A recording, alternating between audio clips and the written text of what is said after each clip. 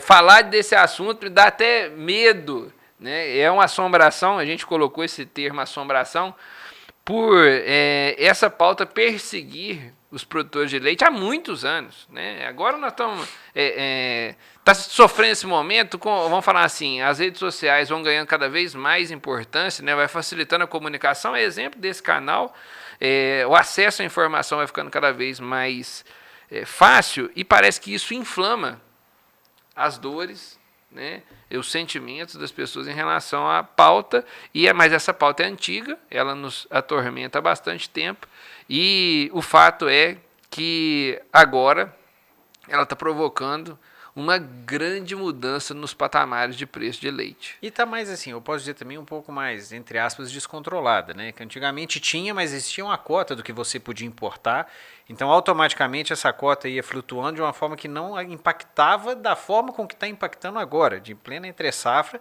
você ter preço de leite caindo por conta da importação alta. Você, Leandro, que estava vendo os números aí, o que você traz mais ou menos de número para a gente? Eu tenho que olhar. O aumento da importação foi brutal esse ano. Nunca antes na história desse país, não é isso, Ronaldo? Esse ano... Está na moda falar isso, hein? Tá. Eu vou olhar para vocês aqui. Da imagem. Enquanto o Leandro traz dados oficiais para a gente, eu vou trazer algumas informações que a gente já tem. A gente estivemos visitando Brasília, conversando com a deputada Ana Paula, que deve vir trabalhar com a gente aqui, enquanto eu já vou trazendo isso para vocês. Né? Foi criado recentemente a Frente Parlamentar de Apoio ao Produtor de Leite. E pautas muito relevantes para a cadeia estão sendo tratadas. Pessoal, a gente está dormindo em relação a isso. Todas as grandes cadeias, né? As grandes áreas da economia precisam de ter, né, as suas defesas, seus trabalhos, seus representantes. E principalmente, batalhas políticas. É uma coisa muito importante, porque está passando a reforma tributária esse ano. Sim. Então tem que ter uma frente parlamentar para defender o setor. Isso, né? aí. Então, só voltando aqui, você falou, o Daniel comentou, de iogurte, em relação ao ano passado, nós importamos mais 19,22% de iogurte. De leite em pó, a mais em relação ao ano passado, 387% a mais. Olha, de manteiga, 66% a mais. De queijos, 48% a mais. De soro de leite, 154% a mais. Nós importamos em maio. Até soro. O dado que eu peguei ontem numa apresentação, nós importamos em maio, convertido em leite, mais do que o 2022 todo. Imagina. Então, assim, a gente está importando muito. A questão é o porquê que nós estamos importando tanto em relação aos outros anos. Por que a gente está importando muito mais? Sim, eu acho que tem várias coisas nisso aí, né? Eu acho que a primeira que a gente tem que falar é a questão do preço do dólar. Então, com o dólar baixando, e principalmente agora que o dólar está cada vez mais baixo, quando sair a edição do podcast, pode ser que o jogo virou, né, nessa parte, né?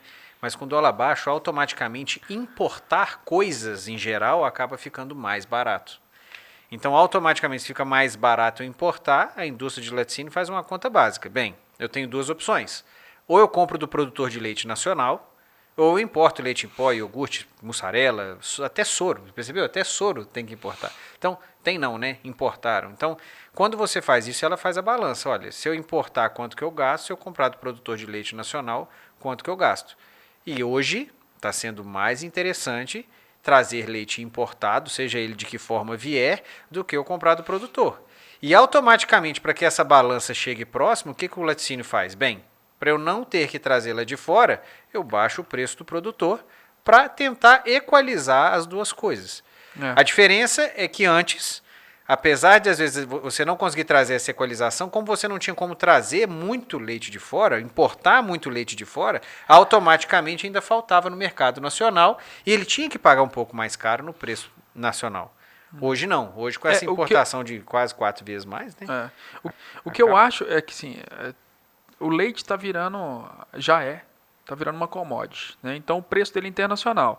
Se o preço do Uruguai eles conseguem fazer com mais eficiência num preço X, eles vão importar. E nós temos um acordo de livre comércio entre Uruguai e Argentina, então você consegue importar leite do Uruguai e Argentina sem taxas, né? A questão maior que eu acho é por que o Brasil não consegue ser competitivo o suficiente no leite. Porque a gente exportar soja e milho não é uma mágica, é porque a gente é competitivo e é extremamente desonerado de imposto. E no mundo inteiro é desonerado. Na União Europeia, fala-se muito dos benefícios tributários. O IVA é zero para produtos agrícolas. É zero. E no mundo inteiro é assim. Porque é muito fácil você mudar o barco. Ah, não. Se eu estou aqui no laticínio, eu vou comprar daqui ou eu vou comprar dali? A soja, eu vou comprar daqui ou eu vou comprar dali? É muito fácil, não é um produto, é commodity. Então, eu acho assim, a grande questão é, a gente tem que ser competitivo e a gente tem que ser eficiente. E nós temos que seguir as melhores práticas internacionais, que é desonerar esse setor. Nós vendemos ração. A JPA vende de tudo, o marketplace, mas a maior vertente é a nutrição animal, que é para o mercado do leite. O farelo de soja, vindo de Goiás, ele tem ICMS, tem PIS/COFINS, dependendo da atividade, né? Minas Gerais, para Minas ele é diferido, né? Mas a própria empresa ela paga tributo antes. Então, toda a cadeia ela é taxada. Polpa cítrica, por exemplo, que a gente vende aqui para o estado de Minas, quando sai da indústria para vir a nota fiscal para o estado de Minas, tem que pagar 4,8% de ICMS, mais 9,25% de PIS/COFINS. Então, só falando para o produtor que a ração dele está chegando 15% mais caro por causa dessa tributação. É 15% a mais. Que ele está trabalhando, entendeu? Só na polpa. O caroço tem também imposto. E assim, se eu destrinchar o imposto do caroço de algodão, vocês vão cair para trás.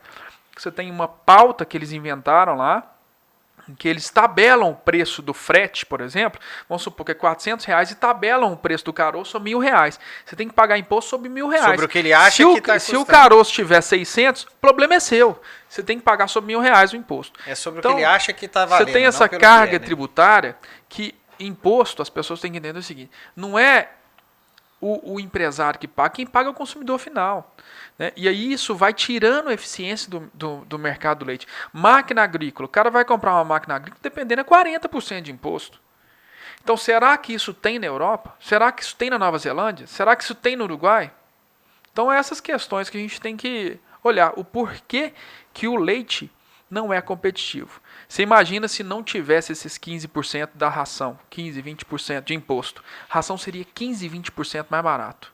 A margem do produtor ia aumentar. Ele ia ser mais competitivo internacionalmente. Então, um dos fatores é essa questão tributária.